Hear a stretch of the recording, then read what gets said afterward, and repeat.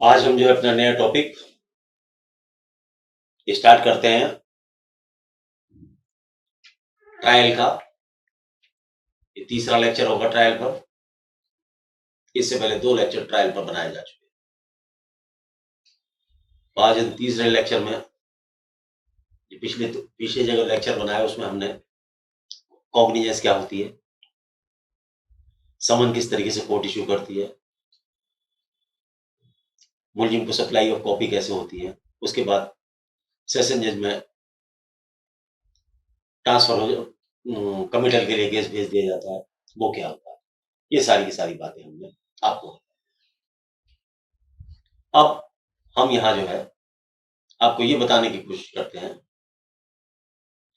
कि जब मुकदमा सेशन कोर्ट में आ जाता है तब जज साहब क्या करते हैं और क्या प्रोसीडिंग्स होती है। तो सबसे पहले ये समझिए सेशन ट्रायल चालू हो गया। तो अब हम चैप्टर पर आते हैं।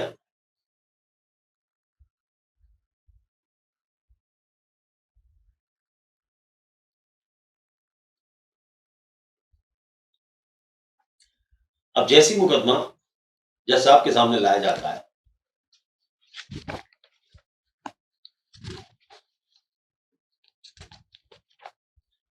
तो हम सबसे पहले जो है सेशन ट्रायल का जो टॉपिक है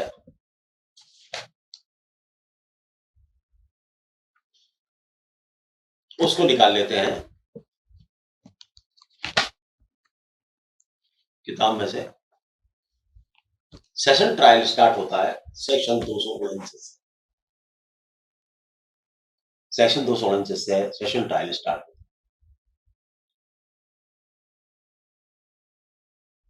इसकी सबसे पहले 249 में क्या कहते हैं, सेशन कोर्ट में एक पब्लिक प्रोसिक्यूटर होते हैं। पब्लिक प्रोसिक्यूटर का काम होता है कि सेशन ट्रायल को स्टार्ट करें। सेशन ट्रायल अपने आप में एक बहुत विचारणीय विषय है। क्या कहता है ये सेक्शन, जरा सा आप इसको सबसे पहले इसको समझें। आप इसको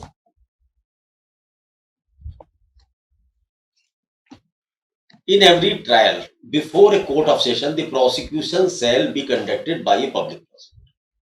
तो एक पब्लिक प्रोसिक्यूटर कोर्ट के अंदर अपॉइंट होता है, जिसे कह सकते हैं आप सरकारी वकील या पब्लिक प्रोसिक्यूटर, जिसको कंप्लेनेंट के लिए या विक्टिम के लिए सरकार फ्री ऑफ कॉस्ट खड़ा करती है, जिसकी सैलरी सरकार देती है। ये एक राजपत्रित अधिकारी होता है, इसको सरकार की तरफ से अपॉइंटेड होता है। ये केस स्टार्ट करेगा। तो ये तो सबसे पहला स्टेज हुई इसकी कि 248 में पब्लिक प्रोसिक्यूटर अपॉइंट किया जाएगा, अर्थात पब्लिक प्रोसिक्यूटर को सूचना दी जाएगी कि सर आप आइए, आपका केस स्टार्ट। बाकायदा एक नोटिस उन्हें इश्यू किया जाएगा और उनका नोटिस को पब्लिक प्रोसिक्यूटर को बुलाया जाएगा, अर्थात नोटिस की एक डेट लगा कर काम कर दिया जाएगा। अब जब पब्लिक प्रोसिक्यूटर उन फाइल को पढ़ेंगे तो सेक्शन आएगी, स्टेज आएगी 249 की। तो क्या स्टेज आती है, तो स्टेज आती है 249 की, opening case for prosecution. When the accused appears or is brought before the court in pursuance of the commitment of the case under section 232। देखिए आपका जो सेक्शन था 232 में ये कमिटल होकर सेशन कोर्ट में आ गया और जब वो मुलजिम कोर्ट के सामने पेश किया जा रहा है, अभियुक्त को पेश किया जा रहा है, तब सरकारी वकील उस फाइल को देखने के बाद में अपने केस को खोलता है, अर्थात बताता है सरकार जज साहब को कि सर माजरा क्या है, मामला क्या है। Or under any other law for the time being in force, the prosecutor shall open the case by describing the charge। Public prosecutor सारी बातें कोर्ट को बताता है कि उस मुलजिम के खिलाफ उसके पास क्या एविडेंस है और क्या चार्जेस है और वो केस को अपने को कैसे सिद्ध करेगा। ये सारी की सारी बातें एक सरकारी वकील कोर्ट में बताता है and स्टेटिंग by what of evidence he proposed to prove the guilt of accused। और वो न्यायालय को ये बताता है कि वो किस सबूत के द्वारा अपने केस को प्रूव करेगा। इस स्टेज को हम कहते हैं 249 की स्टेज। यहाँ हर स्टेज को समझना पुलिस वालों के लिए तो नहीं इम्पोर्टेंट है, लेकिन हर लॉ स्टूडेंट के लिए जो वकालत करना चाहता है, उसके लिए बहुत महत्वपूर्ण है, या जो सरकारी वकील बनना चाहता है, या जो मजिस्ट्रेट भी बनना चाहता है, जो जज भी बनना चाहते हैं, उनके लिए हर लॉ के एक्सपर्ट के लिए ये समझना ज़रूरी है कि पब्लिक प्रोसिक्यूटर होता क्या है, पब्लिक प्रोसिक्यूटर का काम क्या पब्लिक प्रोसिक्यूटर करेगा। अब 249 की स्टेज को आप ऐसे भी समझ सकते हैं कि आर्गुमेंट ऑन चार्ज। आप इस स्टेज को, अगर इस स्टेज को लॉ वाली डेफिनेशन में ना रखें, लेकिन जो ये तो लॉ की लैंग्वेज तो है ओपनिंग केस फॉर प्रोसिक्यूशन, लेकिन आप, मैं कहता हूं इसे लॉ वाली डेफिनेशन में मत रखो, आप रखो आर्गुमेंट ऑन चार्ज। ये वो स्टेज है जिसमें सरकारी वकील तो अपना केस बताएगा जज साहब को, और आप अर्थात मुलजिम अपना केस बताएगा कि सर मेरा केस क्या है। तो अब ये दोनों का जो केस है ये स्टार्ट हो जाएगा, ये दोनों का केस स्टार्ट होगा, और ये सब अपनी अपनी कहानी, अपनी अपनी जो स्टोरी, अपनी अपना जो केस है, वो सब आदमी अपना अपना केस सिद्ध करने की कोशिश करेंगे कोर्ट में। अब बहस हो गई, सरकारी वकील ने ये बताया कि जनाब अली इसने ये कत्ल किया था, इसके पास मेरे खिलाफ ये गवाही है और ये एविडेंस है सर, और इसके खून पे ये कपड़ों के निशान, कपड़ों पे खून का निशान है, ये इस तरीके की बातें उसने सारी की सारी उन्हें बता दी।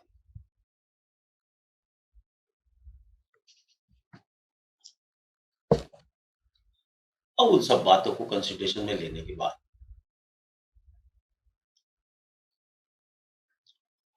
कोर्ट या तो उसी डेट पे 2 घंटे बाद के लिए ऑर्डर ऑन चार्ज पर बहस होने के बाद में चार्ज पर केस फाइल को order on framing charge, order on charge की एक स्टेज समझो इसे, वो बहस हो गई और केस रख दिया गया ऑर्डर ऑन चार्ज के लिए।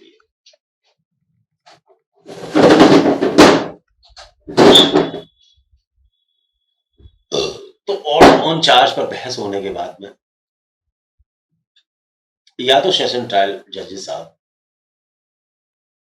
उस मुलजिम को बरी कर देंगे, ओ सॉरी डिस्चार्ज कर देंगे, या हिंदी में कहते हैं उसका उन्मोचन कर देंगे।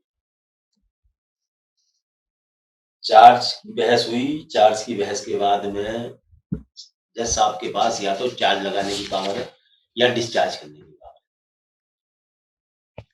अगर वो डिस्चार्ज करते हैं तो सेक्शन 250 के अंदर वो ये कह सकते हैं कि जो सरकारी वकील के द्वारा मामला पेश किया गया और जो तथ्य बताए गए, इनके आधार पर केस नहीं बनता है। ये भी हो सकता है कि अगर मान लो 5 मुलजिम है तो न्यायालय ये कह सकता है कि भाई 5 मुलजिमों में से 4 के खिलाफ तो केस बनता है, लेकिन एक के खिलाफ केस नहीं बनता, तो उसे डिस्चार्ज कर दिया। तो ये भी प्रोसीजर है साहब, उनको डिस्चार्ज कर दिया जाएगा। डिस्चार्ज करने के मामले मैटर जो है वो मुलजिम अपने, ये समझो डिस्चार्ज का मतलब डिस्चार्ज ही समझो, अर्थात बरी नहीं है वो, बरी तो ट्रायल के बाद की स्टेज है। डिस्चार्ज का मतलब होता है जहां मामला था ही नहीं, मतलब कुछ था ही नहीं, बिल्कुल बोगस था, सब नकारा था, झूठ था, या कुछ था ही नहीं उसमें, या पैरामीटर्स को जो चार्ज लगने के पैरामीटर्स हो वो पूरा नहीं करता, अर्थात आदमी निर्दोष है, सीधी सी बात है। तो यहां तो ये निर्दोषता साबित हो गई साहब इसमें। तो अब मान लो चार्ज लगता है तो क्या है, तो यहां तो था डिस्चार्ज का इश्यू। तो 250 में ये भी स्टेज है। 250 में कोर्ट डिस्चार्ज कर, मान लो इसमें कोर्ट डिस्चार्ज नहीं करती, तब हम अगली स्टेज में एंटर करते हैं। तो क्या है, अगली स्टेज में केस एंटर कर जाता है। वो क्या स्टेज है जनाब अली?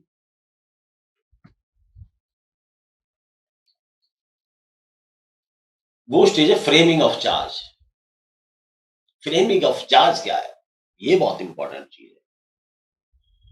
फ्रेमिंग ऑफ चार्ज क्या है, इसको मैं थोड़ा सा 2 मिनट लूंगा। फ्रेमिंग ऑफ चार्ज में क्या होता है,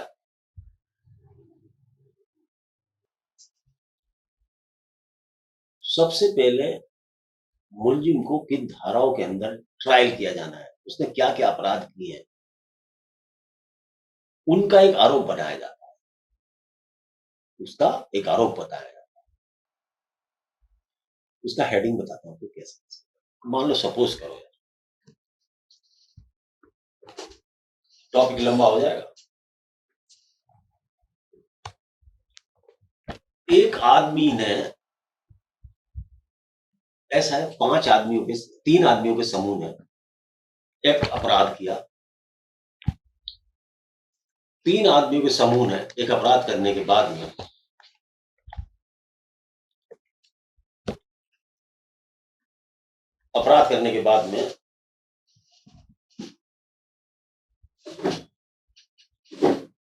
एक अपराध किया मर्डर का। तो उसमें 3 आदमी हैं, उनके खिलाफ आरोप क्या लगे हैं जरा सही देख लें, क्योंकि मैंने इस हिसाब से सोचा नहीं था कि मैं इतना भी एक्सप्लेन करके आपको बताऊंगा कि आरोप पत्र कैसे बनाया जाता है। ये आरोप को हम मतलब चार्ज बनाया गया जैसा था।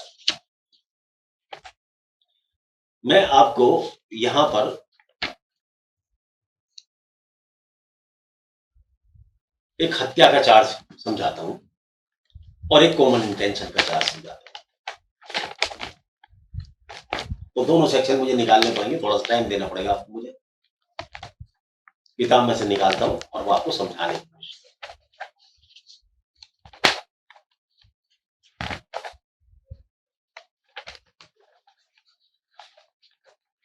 क्योंकि मेरा ये विचार था नहीं, लेकिन आपके पास बात करने में ये मेरा एकदम विचार बन गया कि भाई नहीं, ये आपके बड़ा इंपॉर्टेंट है, आपको समझाना चाहिए।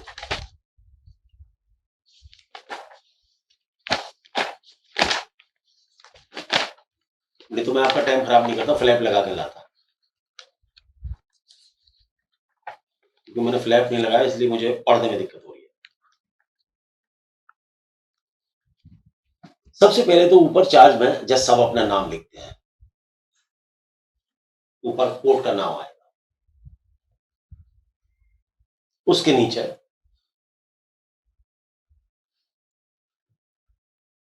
नीचे जो है अंडर सेक्शन पीएस कौन सा है और स्टेट वर्सेस क्या है। फिर आएगा चार्ज आएगा, चार्ज लिखा हुआ होगा। अगर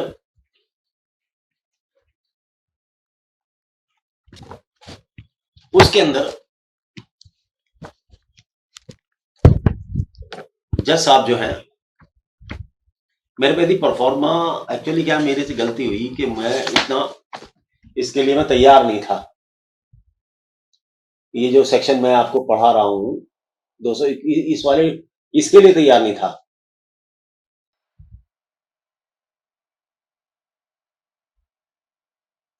दो सकता हूँ अभी निकल जाएगा, लोग थोड़ा सा टाइम लगेगा, आपका थोड़ा सा टाइम जाएगा, लेकिन जिंदगी भर काम आएगा।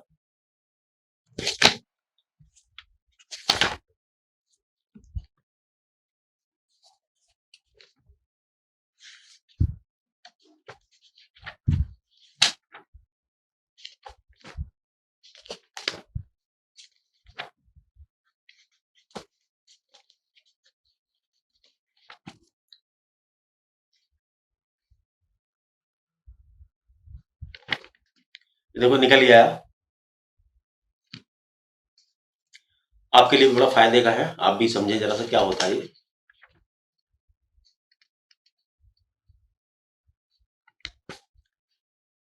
लेकिन मैं जिस सेक्शन का निकालना चाह रहा हूँ वो निकल जाए तो मेरे लिए बहुत अच्छा हो जाएगा।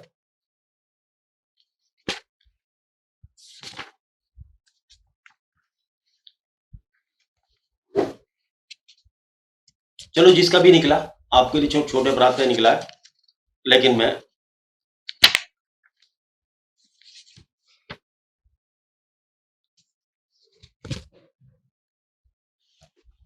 ये देखिए किताब के अंदर ये प्रारूप चार्ज का बैक साइड में चार्जशीट का दे रखा है।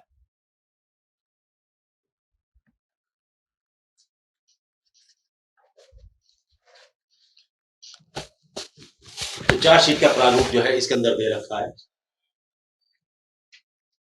जिसके अंदर लिखा जाता आई, सपोज करो जज साहब का नाम कुछ भी लिख देते हैं, आई Vinod Kumar Sharma, additional district and session जज,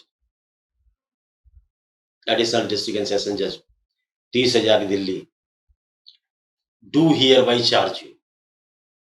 जो मुलजिम का नाम होगा वो इस कॉलम में आ जाएगा। एक है तो एक, दो है तो दो,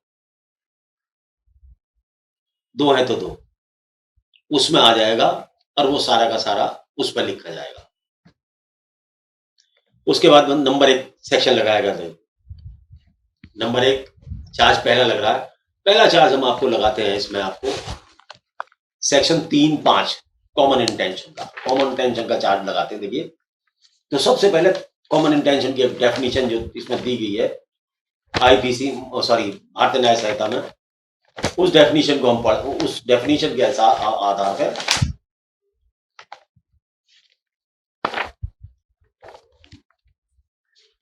मैं आपको पूरा बना के दिखाऊंगा आज। बस ये कि पन्ने पलटने में कई बार स्लैब लगे ना होने पर ये दिक्कत होती है,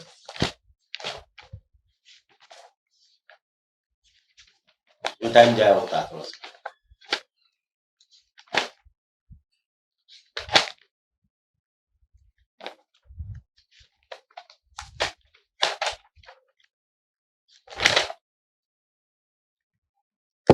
अब मैं कुछ आज बनाता हूं। देखिए आई विनोद कुमार शर्मा, जज साहब का नाम आ गया, सारा का सारा आ गया, जज साहब कहाँ रहते हैं, किस जगह, क्या क्या प्लेस ऑफ पोस्टिंग है, सब आ जाएगा इसमें।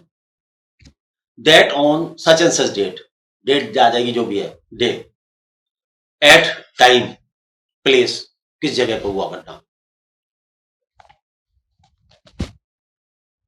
You all in furtherance of our common intention, you all in furtherance of common intention committed the murder of Ramesh Kumar with intention to kill him, and you thereby committed an offence punishable under section 103/3/5 of Bharatiya Nyaya Sanhita and within the cognizance of this court. फिर उसके नीचे question लिखा जाएगा, जज साहब दस्तखत करेंगे अपने, उसके नीचे क्वेश्चन लिखे जाएंगे, डू यू प्लीड गिल्टी और claim trial, do you plead guilty और क्लेम ट्रायल। अब आपको जवाब देना होगा, मुलजिम को जवाब देना होगा, I plead not guilty and claim trial. अगर आप कहते हैं I plead guilty and claim trial तो डिसीजन वही हो जाएगा, तो वहीं पर आपका केस डिसाइड हो जाएगा, आपको सजा कर दी जाएगी। मर्डर के केस में आजीवन कारावास की सजा है, मौत की सजा है, तो आजीवन या मौत की कारावास जो भी उचित होगी समझ दी जाएगी। तो वो जवाब जो आप देंगे वो इंपॉर्टेंट पार्ट प्ले करता है। तो ये चीज चार्ज कहलाती है, और ये चार्ज इसके जो आरोप के चार्जशीट के जो तरीके हैं, चार्जशीट में क्या क्या होता है, क्या क्या चीज होती है, ये सारी की सारी बातें भारतीय नागरिक सुरक्षा संहिता के लास्ट वाले पेजों में दी गई हैं। और या इसको आप ये भी कह सकते हैं कि प्रारूप नंबर 33, प्रारूप नंबर 33 या फॉर्म नंबर 33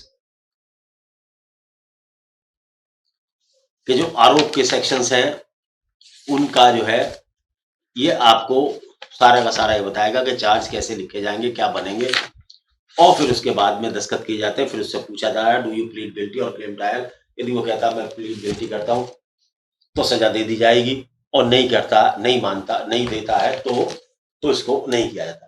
तो ये स्टेज थी हमारी 251 की स्टेज थी सर आप लोगों की। क्या स्टेज थी? ये 251 की स्टेज थी। तो यहां अब आपका चार्ज बन गया। अब यहां आपका चार्ज फ्रेम हो।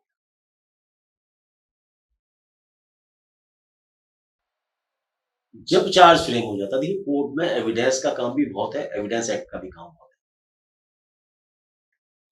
और इस सीआरपीसी का भी, ये सीआरपीसी कह रहा हूं सॉरी, अब तो नाम बदल गया, भारतीय नागरिक सुरक्षा संहिता का भी बहुत। कोर्ट इसी से चलती है, क्रिमिनल ट्रायल का ये आधार है। अभी तक आपको एविडेंस एक्ट की जरूरत नहीं पड़ेगी, एविडेंस एक्ट की जरूरत अब आगे आएगी जब एविडेंस स्टार्ट होगी। अभी एविडेंस तो स्टार्ट ही नहीं हुई। तो ये 251 में फ्रेमिंग ऑफ चार्ज एक स्टेज है, वो स्टेज आपकी पूरी हुई। यदि आपने प्लीड गिल्टी कर लिया, conviction on plea of guilty, 252 section, if the accused plead guilty, the judge shall record the plea and may in his discretion convict him thereon। अगर आपने कह दिया कि साहब मैं गलती मानता हूं, तो 252 में आपको सजा के ऊपर सुन लिया जाएगा, सजा कर दी जाएगी आपको, मुलजिम को, आपको नहीं, मुलजिम। अब आपको हो गई सजा साहब, लेकिन आपने कहा कि नहीं साहब मैं नहीं मानता इसको, मेरे खिलाफ तो आरोप झूठे। जैसे ही आप ये कहते हैं तो न्यायिक स्टेप आगे आ जाता है। दोबारा रिपीट करता हूं, देखिए सरकारी वकील को केस मार्क किया गया, सरकारी वकील ने आके चार्ज पर बहस की, क्योंकि नीचे सारी चीजें लेके आए हैं, आप ऊपर नहीं मांग सकते, कोई कॉपी वॉपी की रिक्वेस्ट आप सेशन जज साहब के सामने नहीं कर सकते, वो सारी प्रोसीडिंग मजिस्ट्रेट के लिए। अब प्रोसिक्यूटर आपको, प्रोसिक्यूटर को जज साहब ने सुना चार्ज पे, या तो आपको डिस्चार्ज कर दिया, मान लो डिस्चार्ज कर नहीं किया तो framing of charge. Framing of charge होने के बाद में आप यदि प्लीड गिल्टी करते हैं तो सजा हो जाएगी, अगर प्लीड गिल्टी नहीं करते तो फिर नेक्स्ट स्टेज चालू होती है। ये कई बार जो मैं रिपीट करता हूँ ये इसलिए करता हूँ, बेर में रिपीट करने से क्या होता है, आपके दिमाग में बात बैठने के चांसेस होते हैं। और क्या कि ये वीडियो है, क्लास तो है नहीं कि आप मुझसे दोबारा क्वेश्चन पूछ लेंगे, सर व्हाट इज दिस, या ऐसा रिपीट करेंगे बेर में। तो बेटर ये कि मैं 1 मिनट अपना लगा के आपको और दोबारा बता दूं। एक बार पानी जरा सा पिए।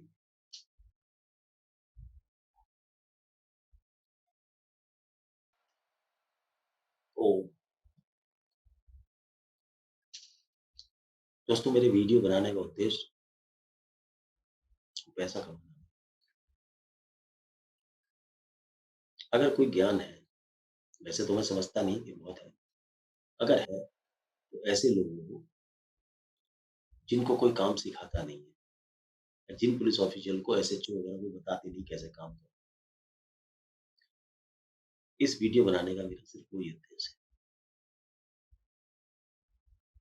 मैं 2015 से लेकर 18 तक police training centre चड़ौदा Kalan Delhi और एसटीएफ एसटीसी राज specialise training course of Delhi police में 2 साल लेक्चर भी देने की कोशिश दी है मैंने।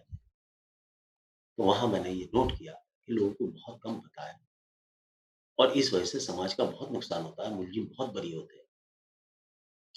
हमारे देश में जो सजा का रिकॉर्ड है, केवल 1% लोग सजा होते हैं, 99% लोग अपराध करने के बाद में भी बच के मजे लेते घूम रहे हैं। मेरा उद्देश्य ये नहीं है कि सबको सजा कराना है, लेकिन जिसने दुष्टताई का काम किया है उसको दंड मिलना ही चाहिए। खैर मेरा ये टॉपिक नहीं है, या तो लॉ पढ़ाना आगे बढ़। तो मैं आपसे भी चाहता हूँ, आप पुलिस वाले हैं तो बिल्कुल आप ना भरसक प्रयत्न करें कि मुलजिम को सजा हो। आप डिफेंस काउंसिल हैं, आपका कर्तव्य है, आप भरसक कोशिश करें कि निर्दोष को बचाने की कोशिश करें। और स्टूडेंट है डेंट है तो दोनों के बीच की बात समझने की कोशिश करें। आगे चलते हैं। अब क्या होता है सर, अब आती है date for prosecution of evidence. जिस दिन चार्ज लगाया जाता है उस दिन जो है चार्ज लगाने के बाद में एक डेट दे दी जाती है 10 दिन की या 15 दिन की। ये डेट देना ज़रूरी होती है। क्योंकि कोर्ट के अंदर जो काम होता है, हर स्टेज का अलग-अलग है।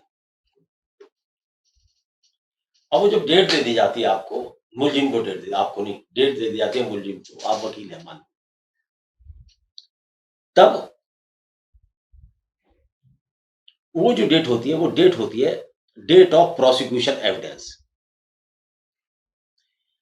अब उस डेट को ये आज्ञा कर दी जाती है कोर्ट को चार्ज लगाने के बाद में कि भाई सरकारी वकील साहब आप अपने गवाह बुलाओ।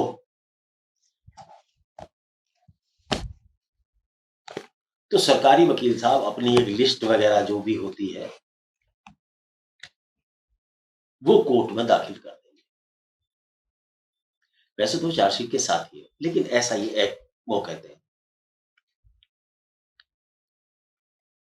If the accused refuse to plead or does not plead or claim to be tried or is not convicted under section 200, the judge shall fix the date of examination of witness and may on the application of the prosecution।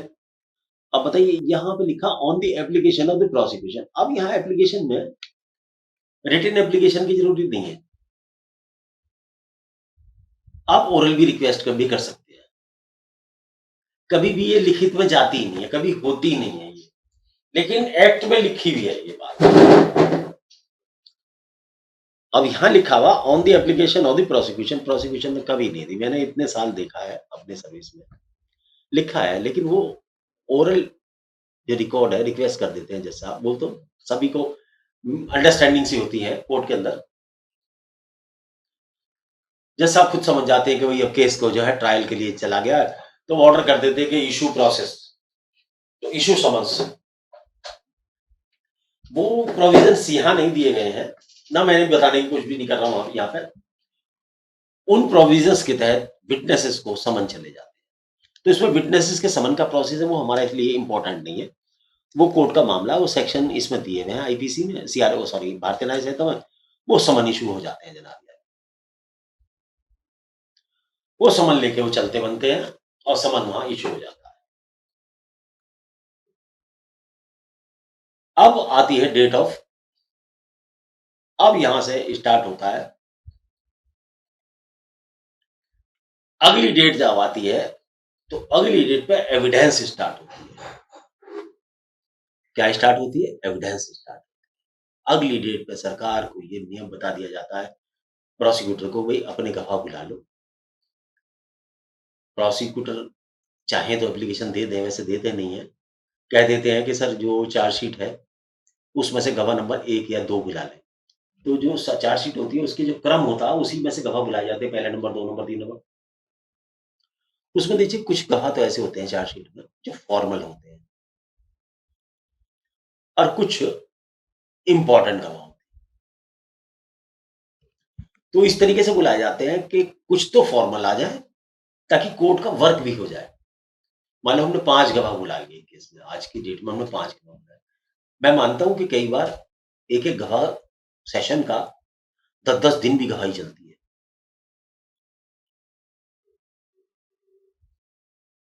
Adjournment भी होती है। कई बार वकील out हो जाते हैं, चाहते हैं कि कैसे न कैसे मामला रफा हो। कई बार सरकारी वकील छुट्टी कर जाते हैं, कई बार जज साहब खुद भी नहीं जाते। लेकिन जो हमारा लॉ ये कहता है कि जब विटनेस आया है, उस डेट को एग्जामिन होना चाहिए, विटनेस परेशान नहीं होना चाहिए। तो इसमें सबका कर्तव्य होता है, जज साहब का भी, सरकारी वकील साहब का भी और गवाहों का भी और वकील साहब का भी। ये सब उस टीम, ये टीम वर्क है। सब जने उस जने इकट्ठे हो जाएं और उस दिन वो ट्रायल स्टार्ट कर दिया जाए। अब अगला जो उसमें जो है वो अगली डेट पे वो गवाह आ जाते हैं सारे के सारे। अब उन गवाहों की गवाही कैसे होगी, ये केवल टाइम नहीं है, अगले लेक्चर में बताऊँगा आपको। अब ये जो एविडेंस आ गई है, how to record this evidence, तो यहाँ पर हम 254 सेक्शन स्टार्ट करेंगे। अगला चैप्टर जो होगा हमारा 254 से स्टार्ट करेंगे और लेक्चर नंबर होगा 48। L48 से स्टार्ट करेंगे, लेक्चर नंबर 48 में स्टार्ट करेंगे। वहाँ आपको हम समझाने की कोशिश करेंगे कि कैसे रिकॉर्ड एविडेंस कराया जाए। देखो जब इसमें थोड़ा समझाएँगे ना आपको तो टाइम लगता है। तो चलिए आज के लिए इतना ही। नमस्कार। बहुत-बहुत धन्यवाद। Thank you very much.